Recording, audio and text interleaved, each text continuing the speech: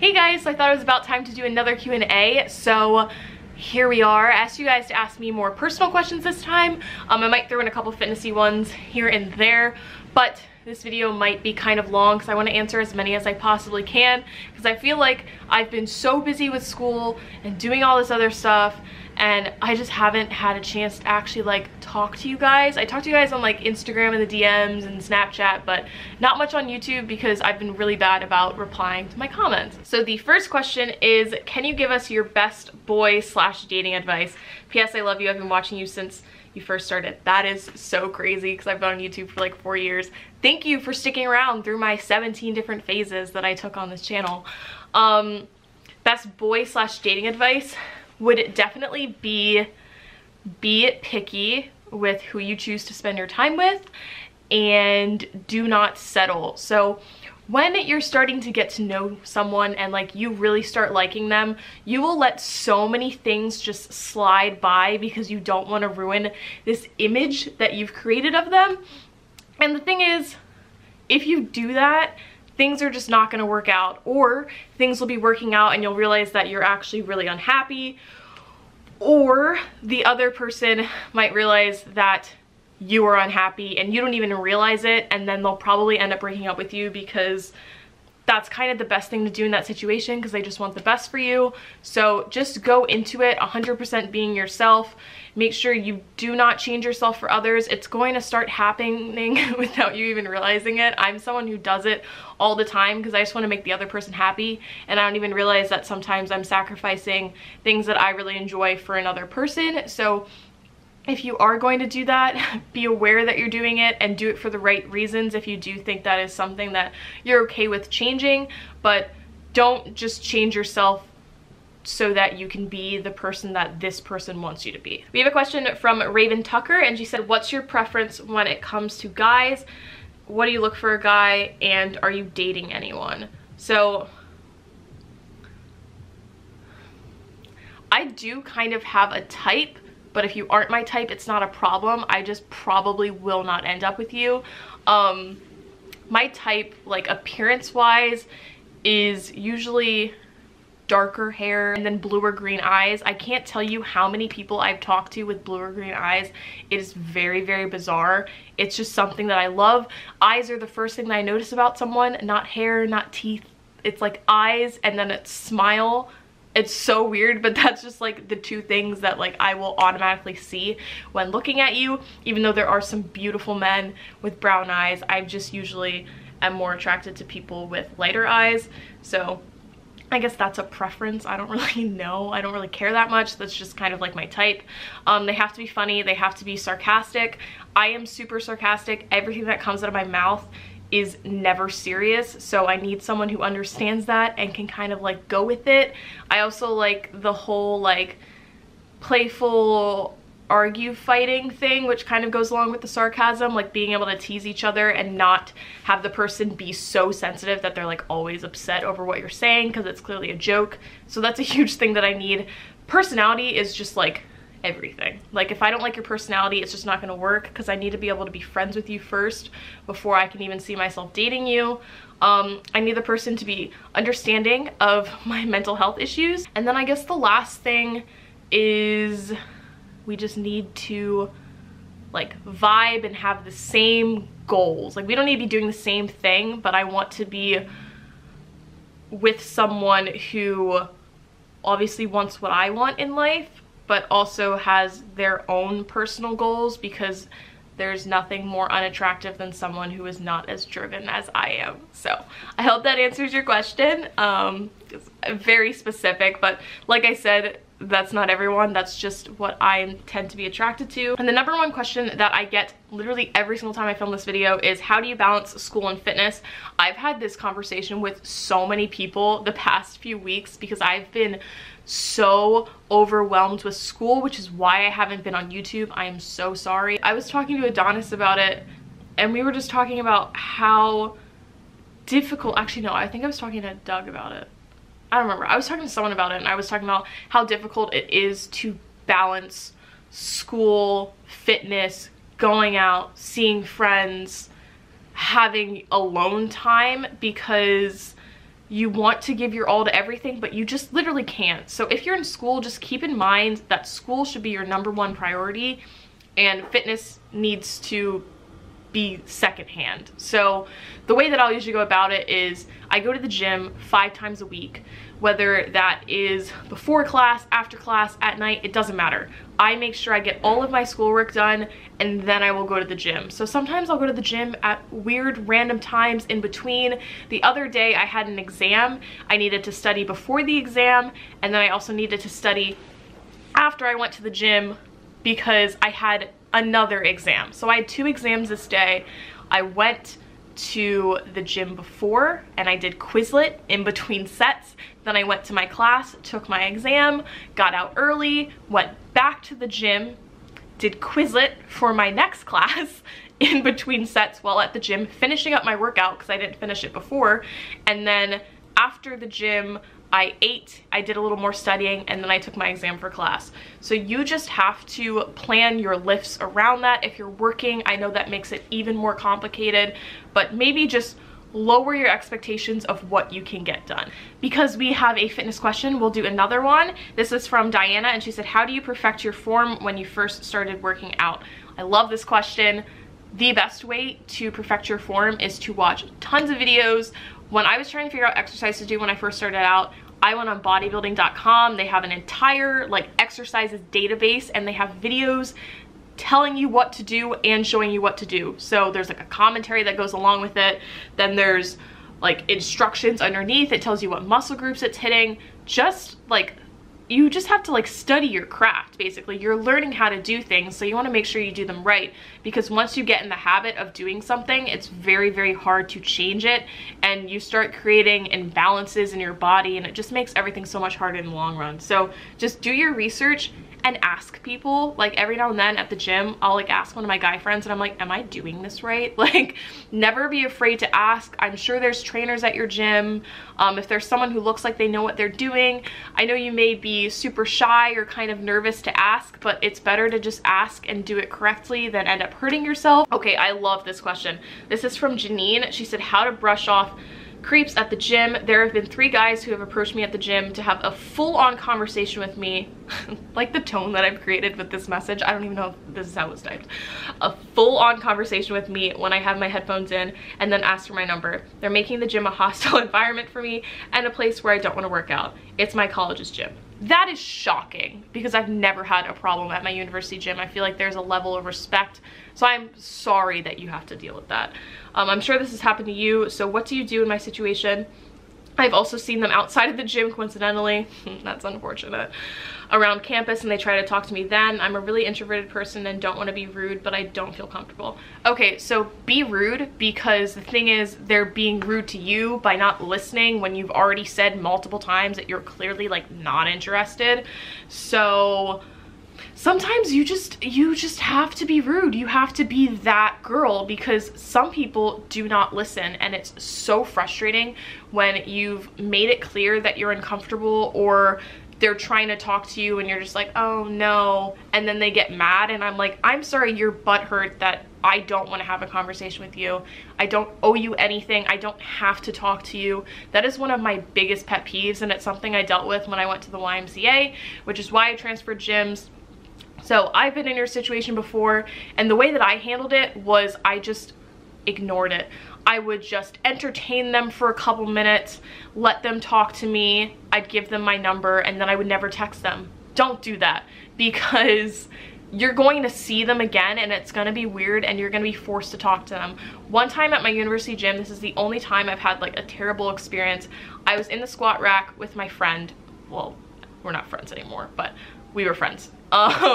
We were squatting, and this guy came up and started talking to me, and he was like, hey, like, I've seen you at the gym a couple times, but like I never saw you again because you didn't go at the times that I went at, and I just want to come over and say hi. And I was like, oh hi, like, how are you? And he was like, I'm great.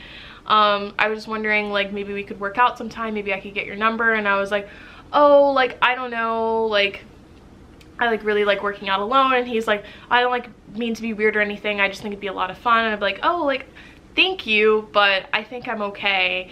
And he was like, well, could I get your number? And I was like, I don't know. And he was like, well, like, you don't have to like text me back if you don't want to, like, can I just get it? And I was like, okay, sure. So like I caved, which is just annoying because I just got pressured into giving someone my phone number when I clearly didn't want to, and I was obviously uncomfortable.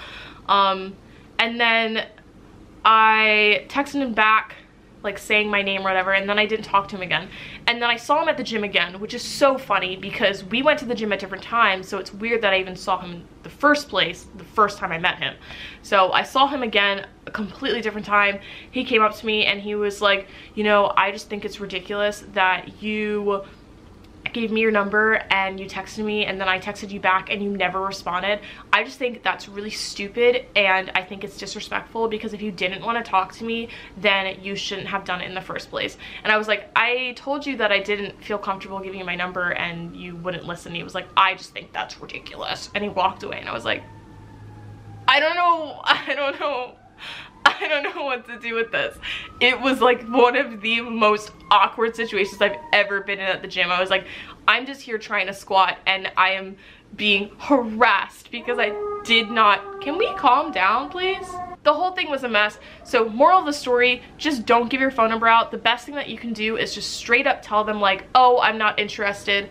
Lie and say you have a boyfriend. Just say you don't want to give them your number. That's what I do now. When I go out and someone starts talking to me and they're like, hey, like, you're really pretty, I'm like, thanks, like, could I get your number? And I'm like, oh no, but like, it was nice meeting you. And then I literally just turn around because I don't want to give you my number. And that's not something that I should have to explain. It's not something that I should have to do. I just don't want to. So just straight up just tell them no. If they're harassing you, be like, you're making me really uncomfortable. And if you keep seeing them and like you have trainers at the gym or you have staff at the gym, I don't know how your university gym is set up, tell one of them. We have a question from Janine, and they said, how do you deal with letting go of negative/toxic friends without being perceived as a bitch? Okay, so I've actually had a couple instances where I've lost friends, which is so weird because from elementary school to high school, I think I only ever lost maybe 2 friends. That is a long time. And I didn't even like lose them. It was just like, oh, you know, like we kind of grew apart and we just stopped talking. So I can think of 2 people like that. And there's so many people that like I don't talk to anymore, but we're on great terms. But I have some friendships now, well, ex-friendships now, where we are not on speaking terms. I do not like them. Like, I'm still a respectful person, but I've had, I think, 3 instances now from freshman year to junior year, well, senior year, in which I do not talk to these people anymore. And it's so bizarre because in college you meet so many people, you make so many friends, but you also lose so many people. And it's not because you're growing apart, it's just because you realize like that person is not good for you. And I think that is crazy because you'd think that would be happening when we were having like our problematic times in like middle school and high school. But for me, it's been in college where I've had the biggest struggle with trying to figure out who I want in my life. I'm so like picky with the people that I give my time to. So I've had 3 instances. The first one was freshman year. I was really close with this girl, and things got all messed up because we had a total misunderstanding, which was 100% my fault. But I tried to work through it with her and she just absolutely refused. So I was like, okay, never mind. And looking back on it, that relationship was never going to work out as a friendship because it was too toxic to the point where she just like needed to be with me 24/7 and I like couldn't give her what I needed. I felt like we were dating and I'm like, I don't even like girls, this is so weird. And she just did not support me in anything that I was doing. So that was not a good friendship. The second friendship that low-key fell apart was with my roommate. Last year I had 2 roommates. One of them, we weren't even really friends now thinking about it. I lived with her for 2 years and I barely knew anything about her. She barely knew anything about me. It was just kind of like, you're here, you're close, so we talk, we go out, stuff like that. But we weren't really friends. But that was just an entire mess. I don't think I'll ever make a video about it just because of like privacy reasons, but I've talked about it here and there.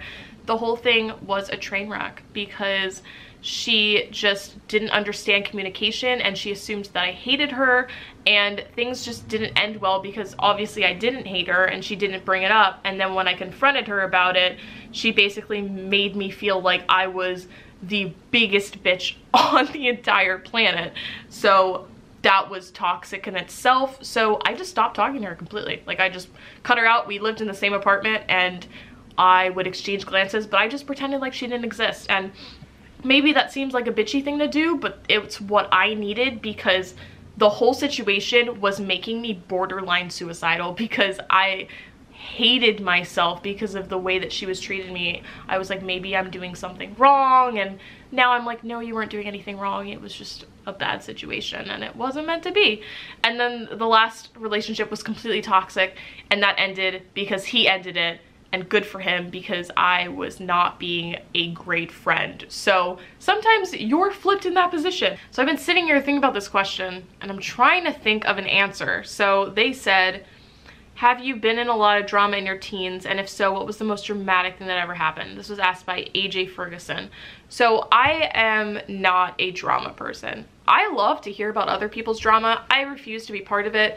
And I've been part of like a lot lately, and it's all because of boys. So it's just, we're not even surprised. But in middle school, I was the most dramatic person I think you would probably ever come across, and I was so attention seeking. I don't know why. That is just what my middle school experience was like. There was just a massive popular crowd, and I just wanted to be part of it so badly. I was friends with them all separately, but I wasn't like part of their clique because, to be honest, I didn't really want to be friends with them. I just wanted to be part of like the exclusive group. So the most dramatic thing that happened was, and this is not a lie, you guys, I'm so embarrassed, and it's also just so funny to think about because I was just a liar. Like, I just lied all the time. So in 7th grade, I was friends with, we're not going to use real names, I was friends with this guy Clark, and then I was also friends with this guy Jeremy. Had a huge crush on Jeremy. I don't know why. Also had a crush on Clark, but Clark knew that I liked Jeremy, so we'd like talk about it every now and then. Clark was the first person who I ever texted on my pay-as-you-go Virgin Mobile cell phone. So I had to get this phone because my parents wouldn't buy me one naturally because I didn't need a phone. So I bought it myself, and I bought my minutes and everything with my allowance, which was basically my parents' money, but it's fine. So I told Jeremy that I was pregnant, I believe, something along the lines. And then I also made fake profiles. Like, I was a catfish to myself in middle school. So I made fake profiles where I was like dating this guy from Canada, because obviously he can't come here because he's from Canada. Didn't really have to have issues with being like, where is he? And I'm like, oh, he's in Canada. So he was in Canada. Apparently, homie got me pregnant. From what I can remember, my story kept changing, so it's very hard to keep up at this point, and this was years ago. But I told Jeremy that I was pregnant, and then Clark found out because Jeremy was talking about it one day when we were passing notes in class. And then I was like, no, like, what are you talking about? I'm not pregnant. Even though I came up with this lie that I was pregnant, I used Facebook a lot. So like, I had like Facebook friends that were friends with the guy from Canada, and basically there was a rumor started that I was pregnant, and I started this rumor. Why? I don't know. I was a problematic child, but I was just trying to get Jeremy to like me, and I didn't know what to do, so naturally I started a rumor that I was pregnant. So that's the most dramatic thing that I think had ever happened. So that is it for this Q&A. I don't know if you've learned much about me, but you got to hear some fantastic story times, maybe get some advice what to do with boys, what to do with girls who you just don't want to be friends with anymore, guys you just don't want to be friends with anymore. I don't know. I hope this was entertaining nonetheless. If you did enjoy it, please give it a thumbs up. Subscribe if you're not subscribed already. I'm gonna go. I hope you guys did enjoy it. I love you so much, and I'll see you in my next one. Bye!